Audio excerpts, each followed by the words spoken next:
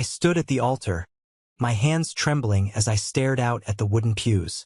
The left side, my wife's family, was packed with smiling faces.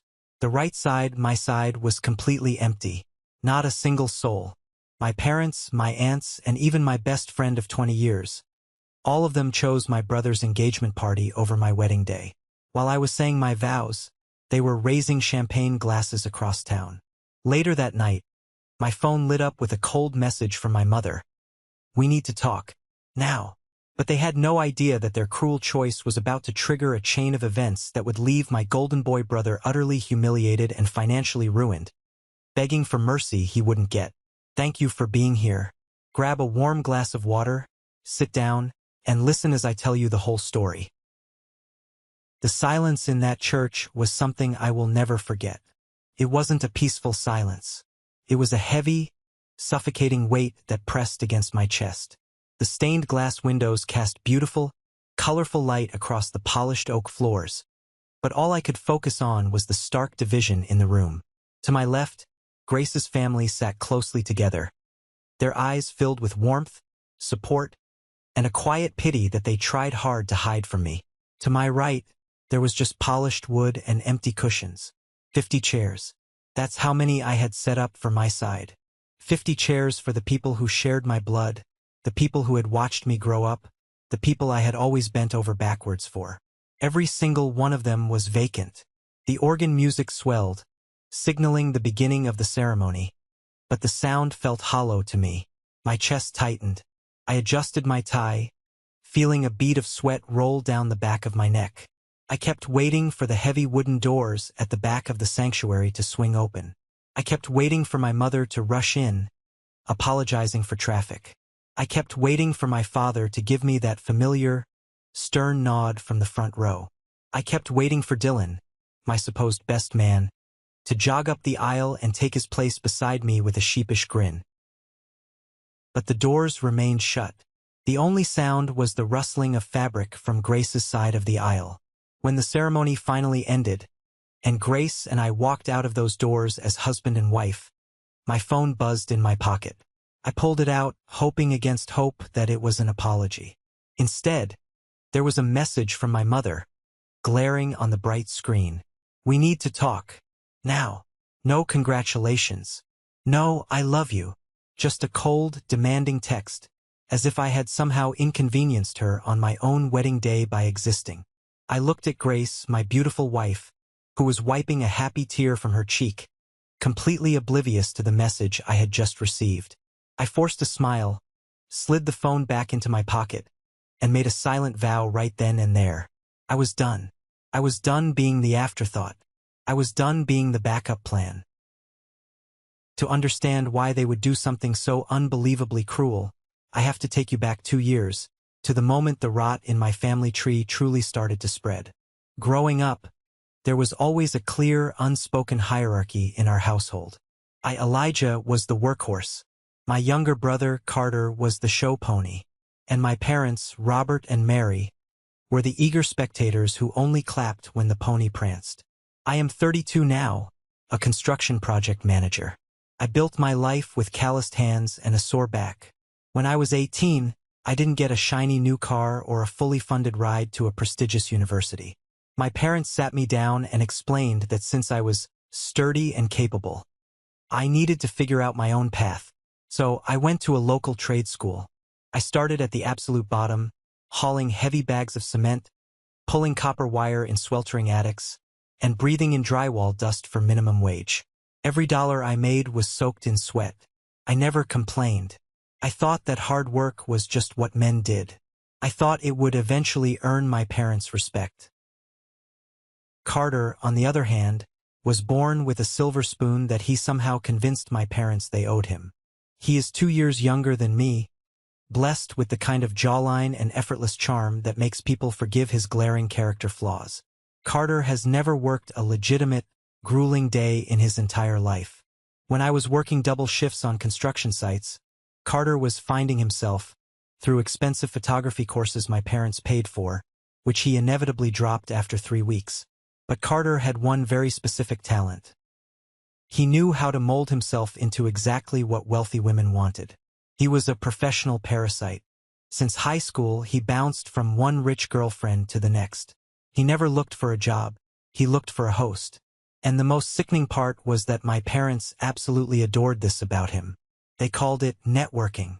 Whenever Carter brought home a woman whose father owned a dealership or whose family had generational wealth, my parents would roll out the red carpet. They would brag to their friends at the country club about the circles Carter was moving in, completely ignoring the fact that he was contributing absolutely nothing to society. I remember coming home exhausted one Friday night, my boots covered in mud, every muscle in my back screaming. I walked into the kitchen just as my dad was popping open a bottle of expensive wine. "Celebrate with us, Elijah," my dad said, a massive grin on his face. Carter's new girlfriend just took him on a ski trip to Aspen. All expenses paid. The girl's family is loaded. I stared at him, my work boots leaving dirty footprints on the linoleum. "Dad, he's 26. Doesn't he need to actually earn his own salary at some point?" My mother scoffed, waving her hand at me dismissively. "Oh, stop being so bitter, Elijah. Not everyone has to do manual labor like you. Carter works smart, not hard. He understands the value of relationships." Relationships. That was her polite word for gold digging. I swallowed my frustration, washed my hands at the sink, and went to my room. It was always like this. My tangible achievements, getting a promotion to site supervisor, finishing a massive commercial build under budget, were met with lukewarm nods.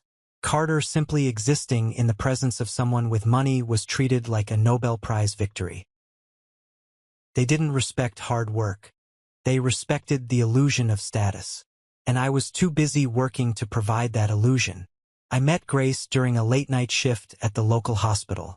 My crew was doing a renovation on the East Wing, and she was an emergency room nurse. I saw her dealing with a chaotic waiting room. Calm, composed, and incredibly kind. We bonded over burnt vending machine coffee at 2 in the morning. Grace was exactly what I wasn't used to. She was genuine. She didn't care about the dirt under my fingernails. She cared about the man underneath the hard hat. We fell in love the slow, steady way. No expensive ski trips. No lavish gifts. Our dates consisted of homemade dinners and long walks in the park, talking about our dreams. We shared the same core values. We believed in earning what you have, paying your own way, and never relying on handouts. When I finally asked her to marry me, I did it in the living room of our tiny, cramped apartment, holding a modest ring that I had worked overtime for 6 months to afford. She cried, said yes, and held me like I was the most valuable thing in the world.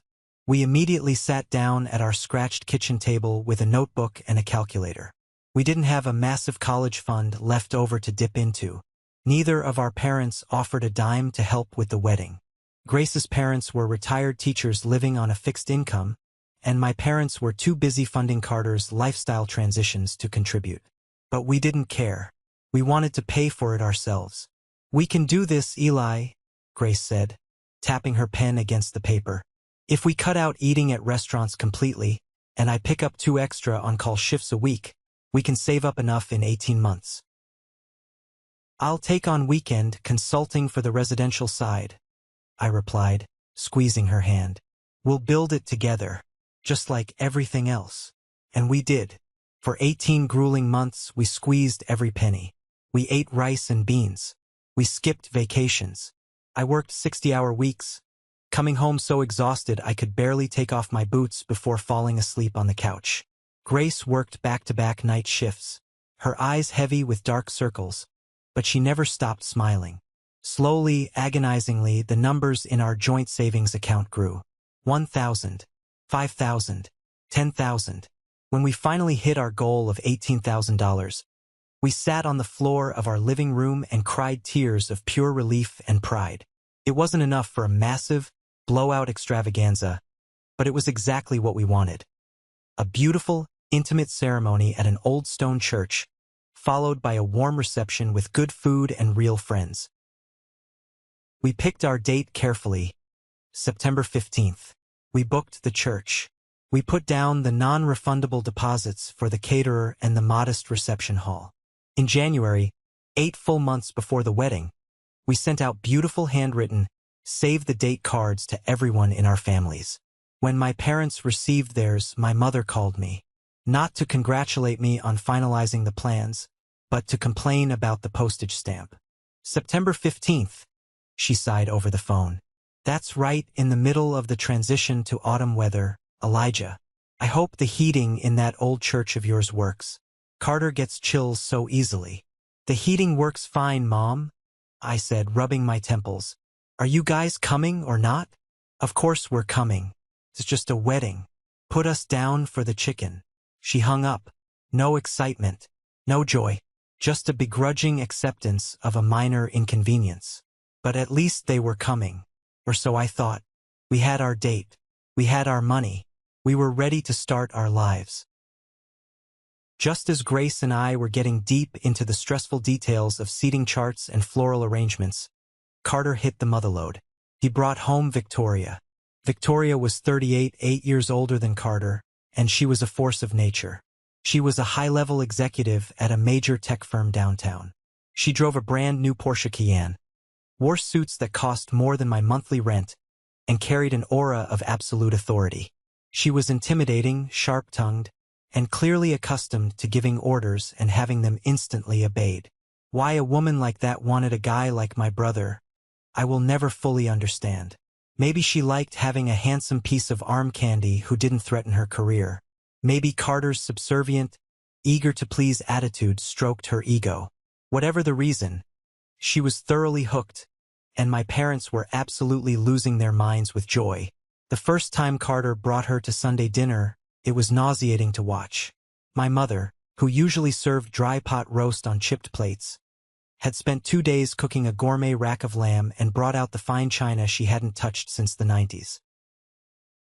Victoria, dear, Carter tells us you just got a massive promotion as senior vice president. My mother cooed, pouring her a glass of wine that cost more than my weekly grocery budget.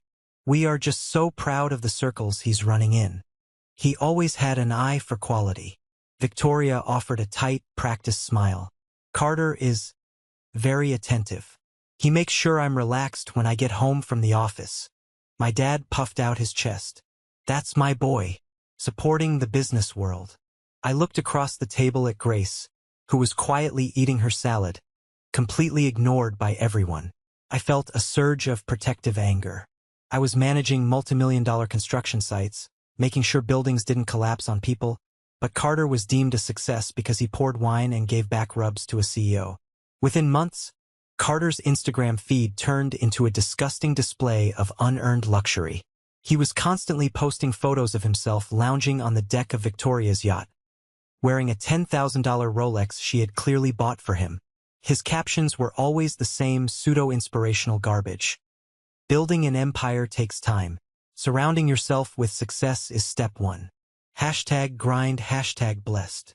The guy literally woke up at noon on a Tuesday and called it a grind. Whenever our family got together, Victoria's name dominated every conversation. It was never about my upcoming wedding. It was never about Grace's heroic shifts at the hospital. It was always, Victoria is thinking of buying a summer home in the Hamptons, or Victoria's stock options are vesting next month. Carter strutted around like he was the one earning the money, dictating family plans and acting incredibly arrogant.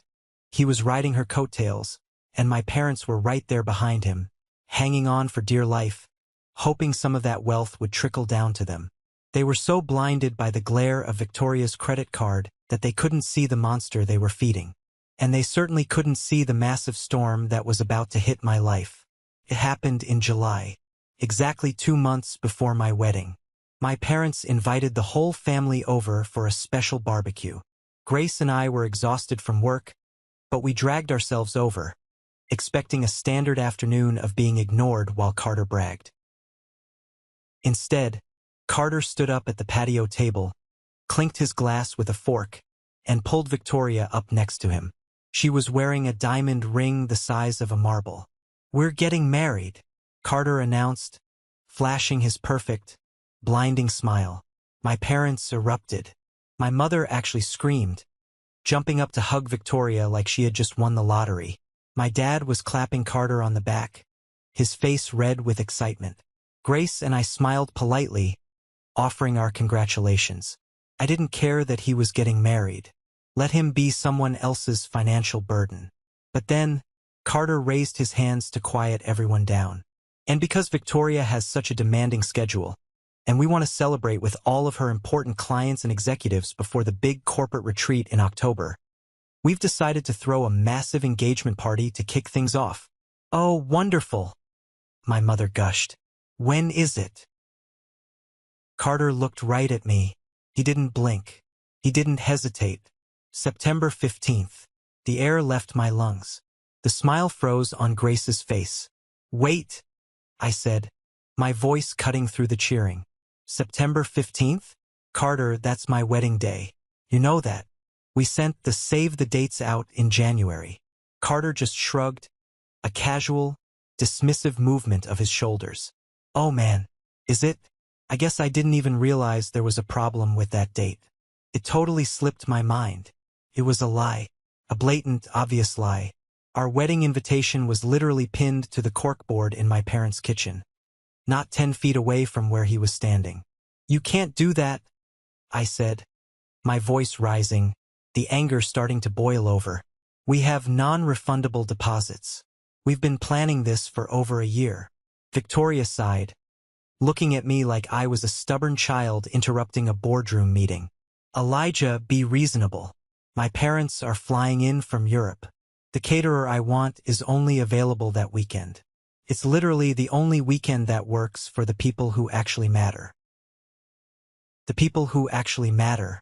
The words hung in the air like toxic smoke. I looked at my parents, expecting them to step in. Expecting them to say, Carter, you have to pick another date. That's your brother's wedding. Instead, my mother looked at me with an annoyed frown. Elijah, don't make a scene. It's just an engagement party, but it's very important for Victoria's networking. I'm sure we can figure something out. Figure what out, Mom? I snapped, my hands curling into fists. I am getting married on September 15th. You are either at my wedding or you are at his party. There is no figuring it out. Carter rolled his eyes. God, Eli, you're always so dramatic. Just move your little church thing back a week. It's not like you guys are throwing the event of the century. I grabbed Grace's hand. She was shaking slightly, her eyes wide with shock. I didn't say another word to him. I didn't look at my parents. I just turned around and walked out of that house. I thought it was just Carter being his usual selfish self. I thought my parents would eventually come to their senses. I was wrong. I was so terribly wrong. The cruelty wasn't an accident. It was a choice. For 3 agonizing weeks, Grace and I lived in a state of suspended animation. We kept telling ourselves that family wouldn't actually do this. They wouldn't actually force a choice between a wedding we had saved for over a year and a spontaneous, flashy engagement party. Then my phone rang on a Tuesday night. It was my dad. I answered it, hoping he was calling to tell me Carter had changed his date. Hey, Dad. Elijah, listen to me. His voice was deep, authoritative, the tone he used when he expected absolute obedience. We need to have a serious conversation about September 15th. There's nothing to talk about, I said firmly, pacing my small living room while Grace watched me nervously from the sofa. My wedding is on the 15th. Carter needs to move his party. My dad let out a heavy, exasperated sigh. Son, you need to look at the bigger picture here. Carter's engagement party isn't just a party. It's a high-level networking event. Victoria is inviting CEOs, tech investors, people who can set Carter up for life. This is fundamentally about his future financial security and social standing. I stopped pacing. My grip on the phone tightened so hard my knuckles turned white. And my wedding isn't about my future? My marriage to Grace doesn't matter. You and Grace are already established, he reasoned, his voice dripping with twisted logic. You have your construction job. She has the hospital. You're stable. Carter needs this opportunity. He needs to impress these people so he can secure his position with Victoria. You're a smart boy, Elijah. You can just call the church and push your date back to November. It's a small change for you, but it's a massive win for your brother. I am not losing $18,000 in deposits so Carter can drink champagne with tech bros. Dad, are you actually asking me to ruin my wedding for his party? I am asking you to be a good brother. My dad barked, his temper flaring. I am asking you to stop being so selfish and think about the family for once. Victoria is offering us a level of security we've never had. Do you want to ruin that because you're too stubborn to make a phone call? My chest heaved. The sheer audacity, the absolute lack of respect for my life, my money, and my future wife was suffocating. Dad, I said, my voice dropping to a dangerous whisper, if you choose his party over my wedding, you are dead to me. I mean it. There was a long, terrible silence on the line. I could hear his breathing. I waited for him to back down. I waited for him to remember that I was his blood, his firstborn son. Carter needs us, Elijah, he said coldly. And if you're going to act like a petulant child, then maybe it's best we give you some space. He hung up. I slowly lowered the phone. Grace walked over and wrapped her arms around my waist, pressing her face against my chest. I didn't cry. I was too angry to cry. My father had just explicitly confirmed what I had suspected my entire life. I was disposable. The days following that phone call were a masterclass in psychological torture. We had sent out 75 invitations in total. 50 to my side of the family, 25 to Grace's. Our mailbox, which should have been a source of daily joy, became an instrument of daily humiliation. Grace's RSVPs came back quickly, filled with enthusiastic checks in the joyfully accepts box and little handwritten notes of congratulations. My side? Silence. Then, exactly 1 month before the wedding, the dam broke. But it wasn't a flood of acceptances. It was a coordinated, systematic wave of rejections. I opened the first envelope. It was from my Aunt Susan, my father's sister. Declines with regret. No note. No explanation. The next day, 2 more. My Uncle David and my cousin Sarah. Declines.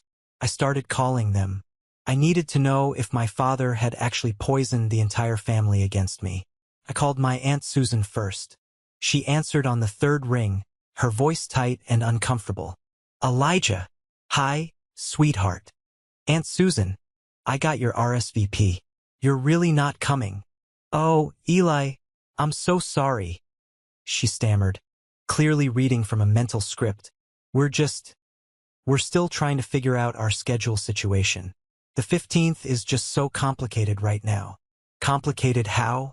You've known about this date since January. Well, your parents called and Carter is throwing that big event. And your mother mentioned how important it is for the families standing to have a united front for Victoria's people. Her voice trailed off.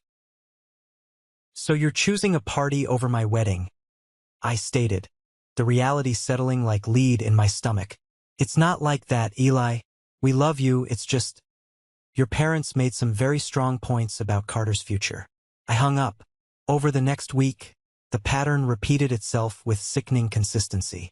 My grandparents, my cousins, everyone, they all sent polite declines, and when pressed, they all gave the same vague, cowardly excuses. My parents had effectively lobbied the entire extended family, convincing them that attending my wedding was an insult to Victoria and, by extension, a threat to the family's proximity to wealth.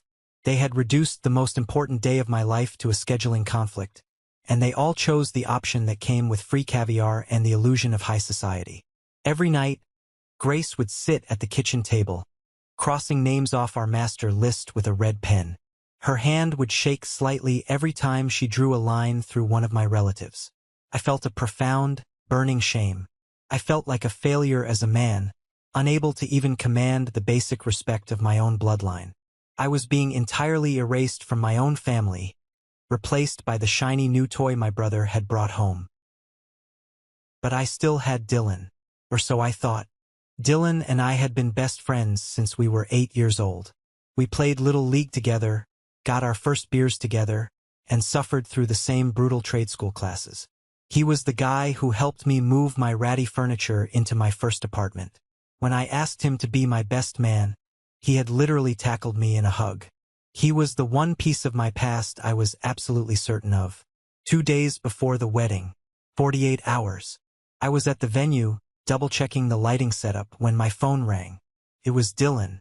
I answered it with a smile, expecting him to ask about what time we were picking up the rented tuxedos. "Hey man," I said. "You ready for Saturday? I hope your speech doesn't roast me too hard." "Hey, Eli." His voice was incredibly quiet, raspy, not his usual loud, booming tone. "Listen, man. I need to talk to you about Saturday." My stomach dropped instantly. I recognized that tone. I had been hearing it from my relatives for a month. "Dylan, what is it?" "I don't think I can make it, man." The venue spun around me. I grabbed the edge of a table to steady myself. "What?" "Dylan, you're my best man. The wedding is in 2 days. What are you talking about?" "I'm so sorry, Eli," he mumbled, sounding like a cornered rat. "It's just, things got really complicated. Carter called me a few weeks ago." "Carter?" The name tasted like acid in my mouth. "Why the hell is Carter calling you?" He wanted to talk about Victoria's company," Dylan confessed, his voice breaking. "You know, I've been trying to get my landscaping business off the ground. Carter said Victoria's firm is looking for a new contractor for their massive corporate campus. He said if I came to the engagement party, he could personally introduce me to the facility directors. It's a 6-figure contract, Eli. It could change my whole life." Couldn't breathe. My best friend. My brother in every way that mattered. Carter hadn't just stolen my family.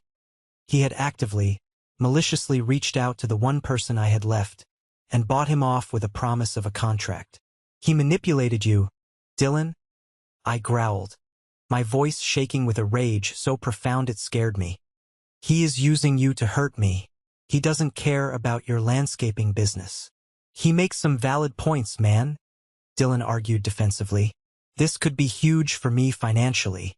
Your wedding will still be special with Grace's family there. I have to look out for my future." "Your future?" I repeated, the words tasting like ash. "You're selling out 20 years of friendship for a chance to kiss an executive's ass at a party. Don't be like that, Eli. Try to understand." "I understand perfectly," I interrupted, my voice turning dead cold. "Don't ever contact me again. Lose my number." I ended the call. I stood in the middle of the empty reception hall, surrounded by white linen tables and floral centerpieces, and I finally broke. I sank to the floor, put my head in my hands, and let the sheer, crushing weight of the betrayal wash over me. They had stripped me bare. They had taken everything. Saturday, September 15th arrived. The day that was supposed to be a celebration of love became a battlefield of the heart. I stood in the small groom's room at the back of the church, adjusting my tie in the mirror. My eyes were red. There was no Dylan behind me to crack a joke and calm my nerves. There was no father to pat my shoulder. I was entirely alone. There was a soft knock on the door. I turned around to see William, Grace's father. He was a quiet, gentle man, a retired history teacher who rarely raised his voice. He stepped into the room, looking at me with a mixture of immense kindness and deep sorrow. He knew everything. "Elijah," he said softly. "I'm ready, William," I said, trying to force a brave smile. He walked over to me, placed a warm, heavy hand on my shoulder, and looked me dead in the eye. "A man is not defined by the people who leave him behind. He is defined by the people he chooses to protect. You are a good man, and I am truly honored to call you my son." That broke the dam. A single tear escaped, tracing a hot path down my cheek. I nodded, unable to speak, and let him lead me out to the altar. The ceremony was beautiful, despite the glaring, painful emptiness of the right side of the aisle. When Grace walked down, radiating love and determination, all the pain momentarily vanished. We said our vows. We meant every single word. But during the reception, the ghost of my family haunted every corner. While I was dancing with my new wife, my phone buzzed in my jacket pocket. I shouldn't have looked. I knew I shouldn't have looked. but the psychological wound was too fresh. I couldn't stop picking at it. I went to the bathroom, locked myself in a stall, and opened Instagram. There it was, Carter's live feed. He was standing in a massive, glittering ballroom downtown. There were ice sculptures shaped like swans. Waiters in white gloves were walking around with trays of oysters. Victoria was wearing a designer dress that probably cost more than my entire wedding budget. And there, in the background, laughing and clinking champagne flutes, were my parents, my aunts, my cousins. Dylan was there, wearing a cheap suit, awkwardly trying to talk to a group of executives who were clearly ignoring him. They looked incredibly happy. They didn't look like people who were missing a wedding. They looked like they had won the lottery and were celebrating leaving the dead weight behind. I stared at the screen until the screen went dark. Then, a strange, profound calmness washed over me. The anger didn't disappear. It condensed. It hardened into something cold, sharp, and unbreakable. I walked out of the bathroom, washed my face in the sink, and looked at myself in the mirror. The Elijah who craved his parents' approval died in that bathroom. The Elijah who made excuses for his brother's parasitic behavior was gone. I walked back out to the reception hall, pulled Grace into my arms, and danced with her for the rest of the night. I didn't look at my phone again. I had cut the dead branches off my family tree. Now it was time to build my own empire. 3 months after the wedding, the universe threw the first stone in what would become an avalanche of karma. My grandpa Thomas passed away in his sleep. He was 89, so his passing wasn't a shock. Grandpa Thomas had always been a quiet, observant man. He sat in the corner during family gatherings, smoking his pipe, rarely saying much. My parents always assumed he was just old and out of touch. They completely underestimated him. The funeral was a tense affair. It was the first time I had seen my family since the wedding. My parents tried to act like nothing had happened, offering stiff hugs that I firmly rejected. Carter showed up in a custom Italian suit, Victoria on his arm, looking like he was attending a movie premiere rather than a burial. I stood with Grace and her family, keeping my distance. A week later, we were all summoned to a sleek lawyer's office downtown for the reading of the will. My parents were buzzing with excitement. Grandpa Thomas had owned a beautiful, fully paid-off craftsman home in a highly desirable neighborhood, and they were already whispering about how Carter could use it as a rental property to boost his portfolio. The lawyer, a stern man with wire-rimmed glasses, sat at the head of a long mahogany table. My family sat on one side, Grace and I on the other. Mr. Patterson was very specific in his final wishes. The lawyer began, shuffling his papers. He amended this document exactly 2 weeks after September 15th of this year. My heart did a strange flutter. 2 weeks after my wedding. The lawyer continued. To my son, Robert, and his wife, Mary, I leave my collection of antique fishing gear and the sum of $5,000. My parents' faces fell instantly. $5,000 was a slap in the face. To my grandson, Carter, the lawyer read, adjusting his glasses. I leave my personal library of classic literature, in the hopes he might read about men of actual substance, and a government savings bond in the amount of $2,500. Carter's jaw actually dropped. He let out a loud, incredulous scoff. What? That's it? $2,000? That's completely impossible. Grandpa loved me. The lawyer ignored him. And finally, to my grandson, Elijah, for demonstrating the quiet dignity and honest labor of our ancestors, and for understanding the true meaning of commitment, I leave my primary residence, fully paid. A collective gasp echoed in the room. Furthermore, the lawyer stated loudly, cutting over my mother's rising voice, I leave Elijah my entire vintage car collection, including the 3 fully restored Porsche 911s in the garage, and the entirety of my life insurance policy. The room erupted. My mother stood up, her face purple with rage. This is a mistake. That house is worth nearly $500,000. Those Porsches are museum quality. Carter needs that inheritance to match Victoria's assets. It is no mistake, ma'am, the lawyer said coldly. Mr. Patterson was of sound mind. He noted that those who show up for family when it matters deserve the fruits of the family's labor. Grandpa knew. He had sat in his chair, quietly watching my entire family abandon me, and he had delivered his own brand of justice from beyond the grave. Carter glared at me, his eyes full of venom. But I didn't care. I squeezed Grace's hand under the table. We had just been handed the keys to our future. Instead of sitting on the sudden windfall, I weaponized it. I didn't want to just be comfortable. I wanted to be untouchable. I immediately sold one of the vintage Porsches to a collector for $90,000. I used that cash, along with the life insurance policy, to quit my job and officially launch my own commercial construction consulting firm. Because I had no mortgage on the massive house Grandpa left me, I could afford to aggressively underbid older, slower firms. Within 6 months, my business was exploding. I was hiring crews, winning contracts, and pulling in money I had only ever dreamed of. While I was building a fortress, Carter was frantically digging his own grave.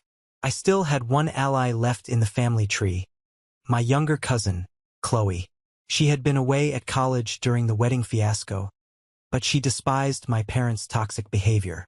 We met for coffee once a month, and she became my inside source on the slow-motion train wreck of Carter's life.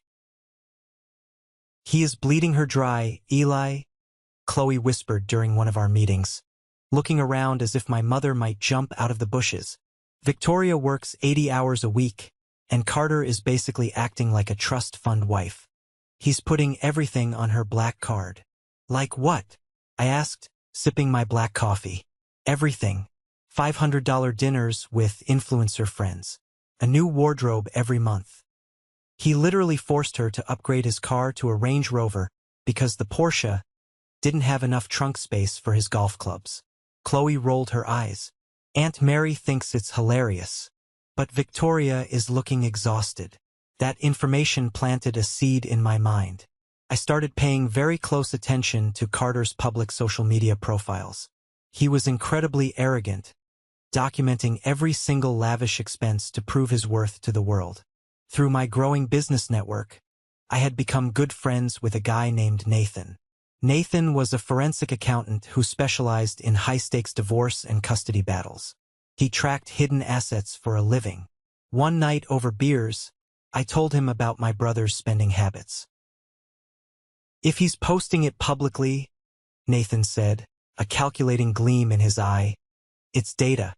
You can build a financial profile on anyone if they're dumb enough to brag about it online." So I started building. Every night, after Grace went to sleep, I sat in my home office with a massive Excel spreadsheet. Every time Carter posted a picture of a Tom Ford suit, I found the retail price and logged it. Every time he checked into a Michelin-star restaurant, I estimated the bill and logged it. Every luxury vacation, every watch, every bottle of champagne. I was meticulously documenting a parasite feeding on its host. And then, Nathan called me with a piece of industry gossip that made all the puzzle pieces snap perfectly into place. "Eli," Nathan said over the phone, his voice hushed. "You know Victoria's tech firm? The one Carter is always bragging about." "Yeah, what about it?" "They just lost their biggest government contract. The board is panicking. Word on the street is they are preparing for a massive restructuring. Sweeping layoffs. Executives aren't safe." My blood ran cold, and then a slow, dangerous smile spread across my face. Carter had tied his entire existence, his entire ego, and his upcoming $130,000 wedding to Victoria's endless cash flow. He had alienated his own brother, destroyed my wedding day, and manipulated my best friend, all under the assumption that the money would never run out. The money was about to run out, and I was going to make absolutely sure that when the ship sank, Carter wouldn't have a life vest. The storm was coming, and I was holding the lightning rod. I spent the next 3 weeks operating like a ghost in my own home. Every evening, after Grace went to sleep, I retreated to my home office. I opened a blank Excel spreadsheet and started building the weapon that would dismantle my brother's entire life. Thanks to Nathan's tip about the impending layoffs at Victoria's tech firm, I knew the clock was ticking. Carter was completely oblivious. He was still posting daily updates on his Instagram, bragging about his luxurious life. To him, these photos were trophies. To me, they were financial evidence. I scrolled through his feed, logging every single lavish expense he had proudly flaunted over the past year. A $4,000 weekend trip to Napa Valley. A bespoke Italian suit that cost more than a used car. $600 dinners at exclusive downtown steakhouses occurring 3 times a week. I tracked the prices of the designer watches he wore, the high-end golf clubs he bought, and the daily luxury purchases he swiped on Victoria's credit card. When I finally hit the auto-sum button at the bottom of the spreadsheet, even I was shocked by the number glaring back at me. $165,000. Carter had burned through $165,000 of Victoria's money in a single year. He was draining her salary faster than she could earn it, all while contributing absolutely nothing. He was a financial parasite, and I was about to expose him to the one man who could crush him. Victoria's father, Arthur. Arthur was a self-made man from the old school of business. He built his wealth in manufacturing, out in the Midwest before moving his family to the coast. He valued hard work, and from what Chloe had told me, he had never fully trusted Carter. He just kept his mouth shut to keep his daughter happy. I knew that if Arthur saw the raw data, he wouldn't stay quiet anymore. I compiled the spreadsheet into a clean, professional PDF document. I attached screenshots of Carter's most arrogant Instagram posts as exhibits. I created a secure, anonymous email account. I didn't want this traced back to me. I wanted it to look like a concerned colleague or a financial auditor had stumbled upon a massive red flag. In the subject line, I typed, "Urgent financial liability regarding Carter."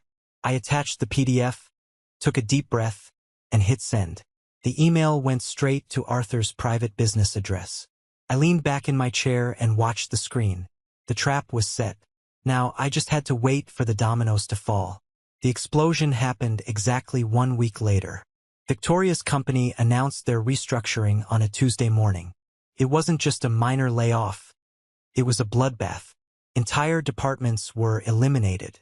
High-level executives were handed cardboard boxes and escorted out of the building by security. Victoria, who had based her entire identity and her massive budget on her corporate title, was one of them. Her massive 6-figure salary vanished into thin air. Her promised promotion was gone. Her stock options were frozen. According to Chloe, who heard the entire dramatic fallout from my hysterical mother later, Victoria drove home in a state of absolute shock.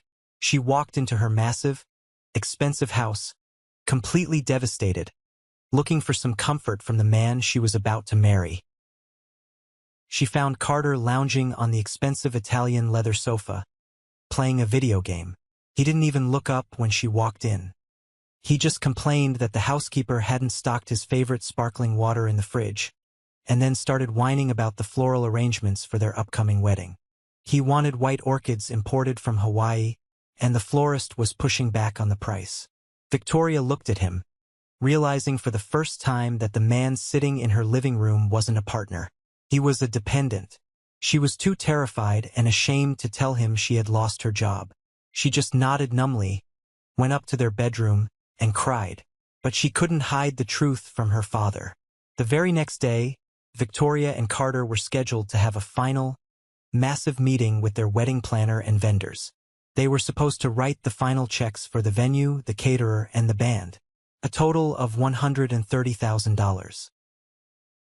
Before they could even leave the house, Arthur's black sedan pulled up the driveway. Arthur marched through the front door. He didn't knock. He didn't say hello. He walked straight into the dining room, where Victoria was sorting through wedding invitations, and slammed a thick manila folder onto the mahogany table. "Dad? What is this?" Victoria asked, startled by his red face and furious eyes.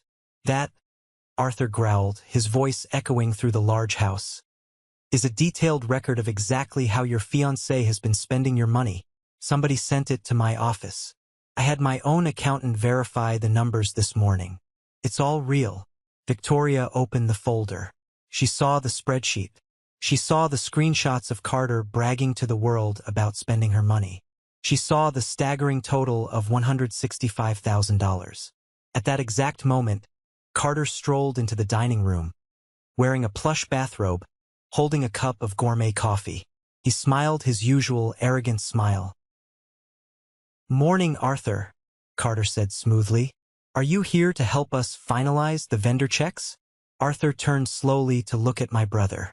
The disgust on his face was absolute. "I am here to stop my daughter from making the biggest mistake of her life." The tension in the room was thick enough to choke on. Carter's smile faltered, his eyes darting between Arthur's furious glare and Victoria's pale, trembling face. "Victoria," Carter said, forcing a chuckle. "What's going on? Why is your dad yelling?" Victoria slowly looked up from the folder. The illusion was completely shattered. "Carter, did you really spend $4,000 at a resort in Napa while I was in Chicago for that conference last month?" Carter stiffened. I told you I was networking. I was making connections for us. You bought a $2,000 bottle of wine for a table of strangers." Victoria read from the sheet, her voice cracking. "And you posted a picture of it saying you were funding the local economy." "Victoria, babe, you make plenty of money," Carter argued, stepping forward with his hands raised defensively. "You told me not to worry about the budget. You said my job was to manage our social standing." Victoria stood up. Her hands were shaking so hard she had to grip the edge of the table. "I don't make plenty of money anymore, Carter. I was fired yesterday. My department was completely eliminated." The words hung in the air. Carter froze. His brain simply could not process the information. "Fired?" he repeated, the color draining from his perfect face. "What do you mean, fired? What about the promotion? What about the bonuses?" "They're gone," she whispered, tears finally spilling over her cheeks. "I have nothing coming in. We have $50,000 in credit card debt because of this wedding. I was going to pay it off with my bonus, but now, Carter, I have no income. We have to postpone the wedding. We have to cancel the vendors today." This was the moment of truth. This was the moment a real man would step up, pull his crying fiancée into his arms, and say, "We will figure this out together. I will get a job. I will support you." But Carter wasn't a real man. He was a parasite, and the host had just run dry. Carter's face contorted into an ugly, selfish sneer. "Postpone the wedding? Are you out of your mind? Do you know how embarrassing that would be for me? I have friends flying in from the coast." Victoria stared at him, absolutely horrified. "Carter, I literally cannot pay for it. I don't have the money." "Well, then get another job immediately," Carter snapped, raising his voice, his true colors flying high for everyone to see. "Call your contacts. Pull some strings. This is my special day, and I am absolutely not canceling it just because you fumbled your career." The silence that followed was deafening. Arthur didn't yell. He didn't need to. He just reached over, picked up the folder, and looked at his daughter. "Pack your bags, Victoria," Arthur said quietly. "You're coming home with me." "Wait, what?" Carter panicked, suddenly realizing he had pushed too far. "Victoria, come on. I'm just stressed. We can figure this out." Victoria looked at him like she was seeing a stranger. The love in her eyes was completely replaced by cold, hard clarity. "Get out of my house, Carter. You have 1 hour to pack your things and leave. If you are not gone, my father will call the police." She turned and walked out of the room. Arthur followed her. Just like that, the $130,000 wedding was dead. The empire was burned to the ground. This is the moment that changes everything, the moment I finally took back control of my life. Thank you so much for your patience and for staying with me until now. You've been amazing. Please give this video a like and comment 1 below to let me know you've made it this far. Not only does this help more people find this story, but it also lets me know that my experiences truly mean something to someone. Your support is my greatest motivation to keep sharing the rest of this journey. Carter was thrown out onto the street with nothing but 2 designer suitcases and the clothes on his back. Victoria didn't just kick him out. She hired a security guard to stand at the end of her driveway to make sure he never set foot on the property again. She changed all the locks. She canceled all the credit cards he had been using. She cut off the oxygen to his lavish lifestyle instantly and permanently. But the nightmare for Carter, and by extension my parents, was only just beginning. Because Victoria was the primary name on the house and the accounts, she shielded herself as best she could. However, Carter, in his infinite arrogance, had signed his own name as the primary guarantor on several massive vendor contracts to prove he was the man of the house when dealing with the planners. 2 weeks after the breakup, the hammer fell. Arthur was a ruthless businessman. He wasn't about to absorb the financial hit for my brother's delusions. Arthur hired a top-tier corporate lawyer and filed a massive civil lawsuit against Carter. They sued him for $78,000, the exact amount of the non-refundable deposits that were lost because Carter refused to mutually agree to postpone the wedding and forced a hard cancellation. When the process server handed Carter the thick stack of legal papers, he was sitting in his childhood bedroom at my parents' house, eating cereal. He had no job. He had no savings. He had absolutely zero assets to his name. The government bond Grandpa Thomas left him was long gone. My parents, who had enabled his behavior for 30 years, were suddenly staring down the barrel of a $78,000 lawsuit. My father tried to call Arthur to smooth things over man to man. Arthur's lawyer answered the phone and informed my father that any further contact outside of legal channels would be treated as harassment. Panic set in. My parents were retired. They lived comfortably, but their savings were meant for their golden years, not to pay off a massive legal debt for a canceled luxury wedding. They tried to tell Carter to find a job to pay it off, but what job could he possibly get? His resume was completely blank. He had zero marketable skills. He went into interviews expecting a corner office and a 6-figure salary, only to be laughed out of the building when he couldn't explain what he had been doing for the last decade. The weight of the consequences was finally crushing them. And that's when they remembered the son they had thrown away. My phone started ringing on a Thursday morning. I was sitting in my brand new corner office, looking over the blueprints for a massive commercial warehouse project my firm had just won.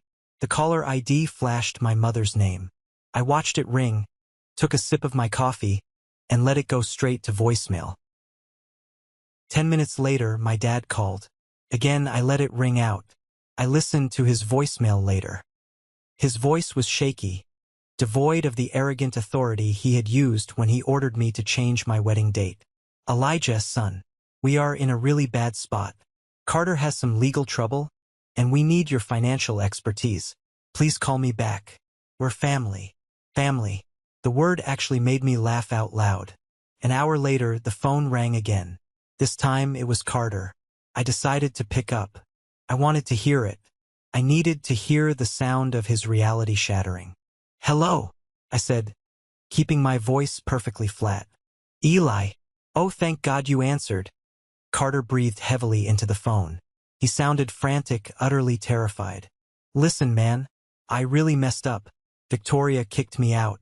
Her insane father is suing me for almost 80 grand. I don't have it, Eli. Mom and Dad are talking about taking a second mortgage on the house. You have to help me. Why would I do that, Carter? I asked calmly. Because I'm your brother, he pleaded, his voice cracking. I know I was a jerk about the wedding. I know I messed up with Dylan. But I'm desperate, man. You have the business.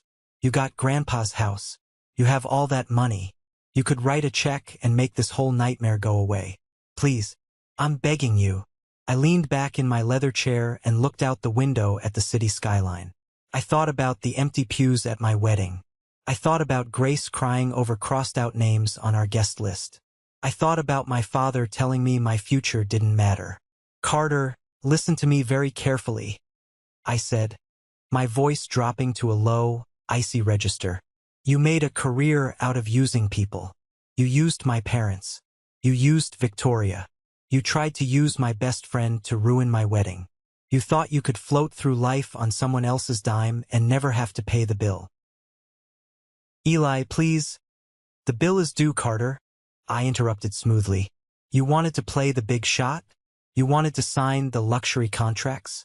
Then you figure out how to pay them. Get a job sweeping floors. Get a job flipping burgers. I don't care.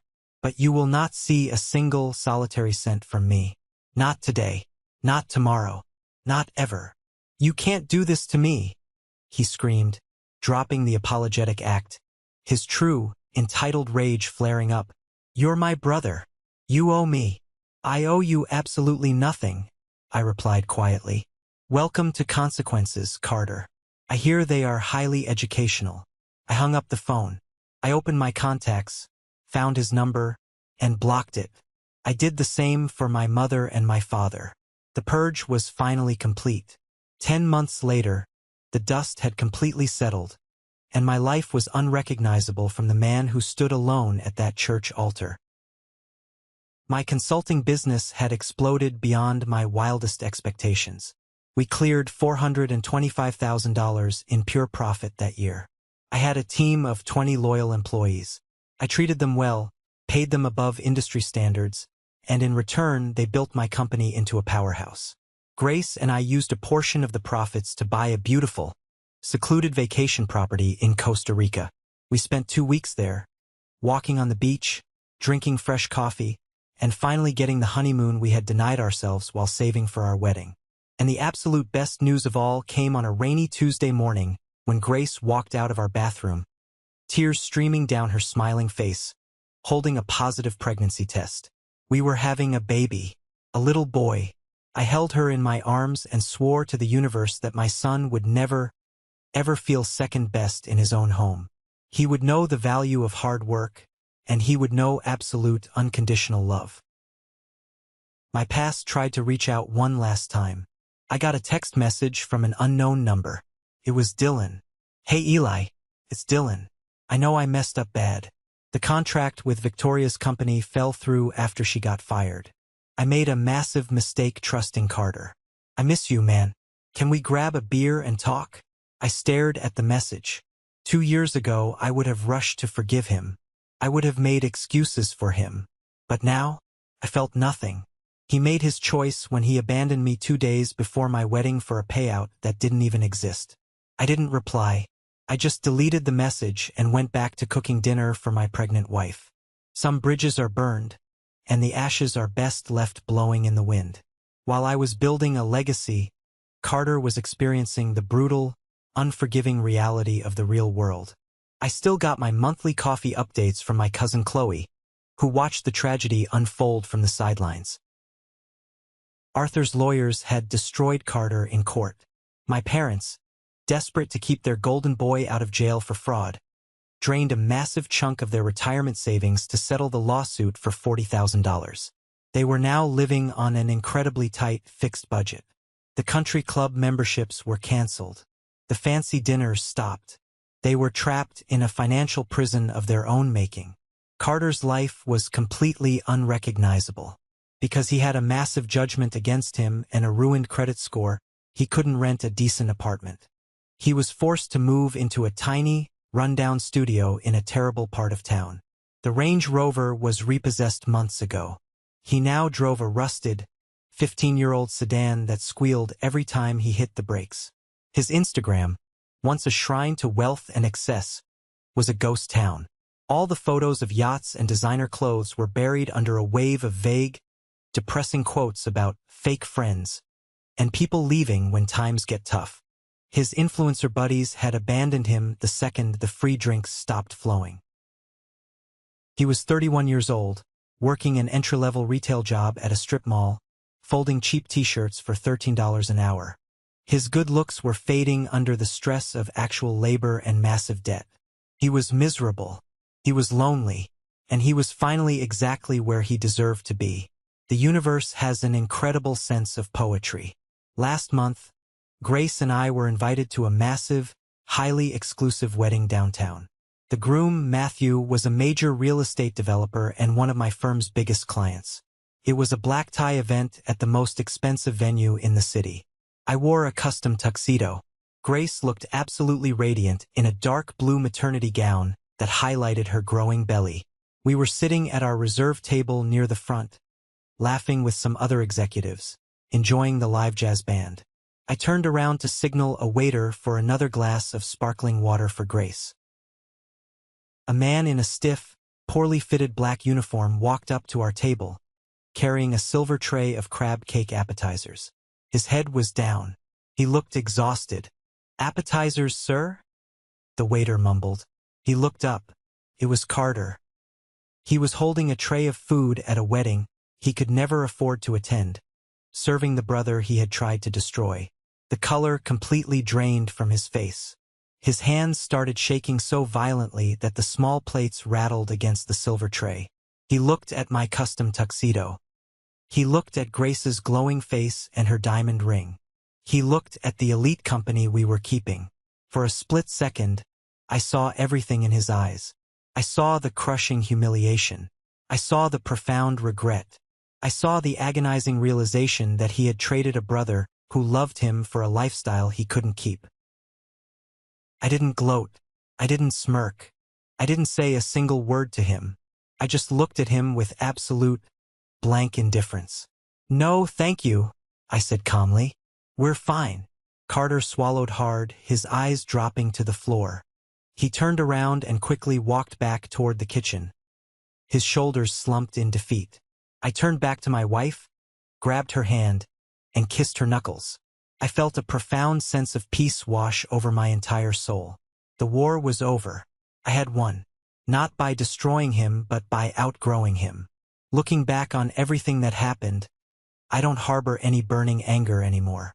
The rage that consumed me on my wedding day has completely evaporated. People always talk about revenge like it has to be some loud, explosive confrontation. They think you need to scream in someone's face or key their car to find satisfaction. But I learned a very different lesson. Sometimes the most brutal, devastating revenge you can ever inflict on toxic people is simply walking away and letting them destroy themselves. I didn't ruin Carter's life. His own greed did that. I just made sure the right people saw the truth. My parents made their choice. They gambled their family on the illusion of wealth, and they lost everything that actually mattered. I sit in my home office now, looking out at the trees in the backyard. Grace is in the nursery down the hall, painting the walls a soft, warm yellow. In a few months, I am going to hold my son for the first time. I am going to look into his eyes, and I am going to build a real family. A family built on respect, hard work, and loyalty that doesn't depend on a bank account. I am Elijah. I am a builder, and the life I've built is absolutely beautiful. Thank you for sticking around and listening to my story. I know it was a long one, but sharing it here feels like closing a heavy chapter. I hope this resonated with you in some way. Family dynamics can be incredibly complicated, and sometimes the hardest thing to do is walk away from the people who share your blood. Have you ever found yourself in a similar situation? Have you ever had to cut ties with family to protect your own peace? I would love to hear your experiences down in the comments. And finally, to my special group of listeners. If you have been with me since the very first minute, and you are hearing my voice right now, you are part of an exclusive group. Let's call it the 1% Club. If you made it to the absolute end, drop the letter W in the comments. W stands for winner. That's my secret signal to recognize the amazing people who truly stick around and support these stories. I see you, and I appreciate you more than you know. Please don't forget to hit that like button and follow the channel so we can stay connected.